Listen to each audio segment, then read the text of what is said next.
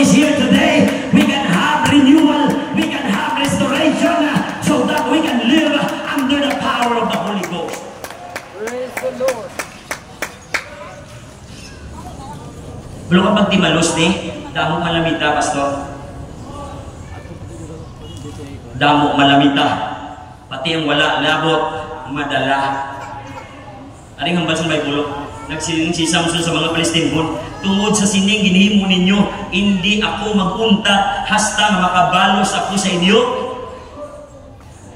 Gani ang 3,000 kalalaki sang Juda, nagkadto sa kuweba, sa bangilid sang Itam, kaginsiling nagsiling kay Samson, wala ka bala kabalo, nasakop kita sa Palestinhon, karon pati kami naumid.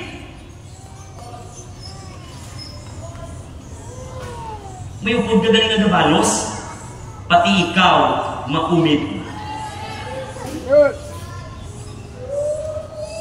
Bible, pati kami naumid sa imong ginhimo. Nagsambat si Samson, ginbalusan ko lang sila sa ginhimo nila sa aton. Pero kung part-time ka, talagsa ng galiyong ang gawin sa Diyos, di ako ginangwa. Handa kita magbalos kay ari pa ta sa unod. But Pentecostal churches, believers under the Holy Ghost, wala ka gintawag para mapaging-away sa unod. Gintawag kita fighting against spiritual battle.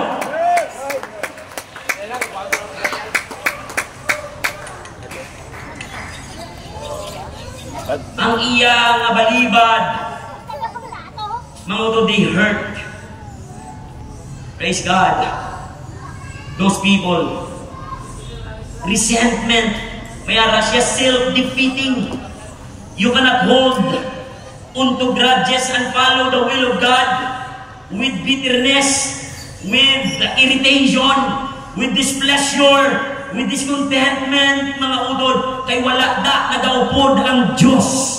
Pero sa malawig na panahon sa ministry, gin-persecute kita, nagpaubos kita. Karon ang nag-persecute pastor, na-convert sa aton, naging supporter silang, amo na magtuog na pagkabuhi, na under sa Holy Ghost, wala kita gabalos, kay kita gintawag na maging Diyos nun sa aton panahon. Muna nga siling ni Job sa 5:2, to worry yourself to death with resentments or bitterness or irritation would be a foolish, senseless thing to do. Siling ni Job, anak tayo sa Diyos, magdepende kita sa gahom sa Ginoo. Mga kumpirmi ginahambal sa mga kauturan, may kaluoy ang Diyos. May kaluoy ang Diyos. May kaluoy ang Diyos. Hindi kita magtayaan sa Ginoo, mga anak sa Ginoo. Magmatutom lang sa pag-alagad. Magmatutom sa pagpangamuyo, sa pagsimba, sa pagdayaw, sa pag-alagad. May kaluoy ang Diyos.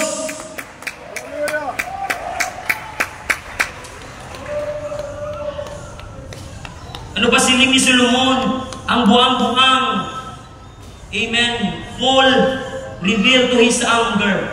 Buang-buang lang ang maakigon siling ni Solomon. Kabuangan. But a wise man keeps himself under control. Muna people full of the Holy Ghost must restrain their reactions. Tungod ang part-time Pentecostals are reckless. Reckless. Reckless in any or every area. Careless with money, careless with words, careless with time, careless with commitment and affections. Samson continually compromised his commitment. Mga utod for convenience. Ang iyaya na ginahampangan niya, ang iya relasyon dito sa Diyos. He was reckless, mga utod. Ang una nga sa nagsilig si Delilah, di nagalini mo nga kusog. Baw naunaway pa sa nanugid. Ikadua wala pa. Katatlo impasgid. Kapalo ka nagiging napamangkot ang kusog mo, isugid mo pa to sa iya.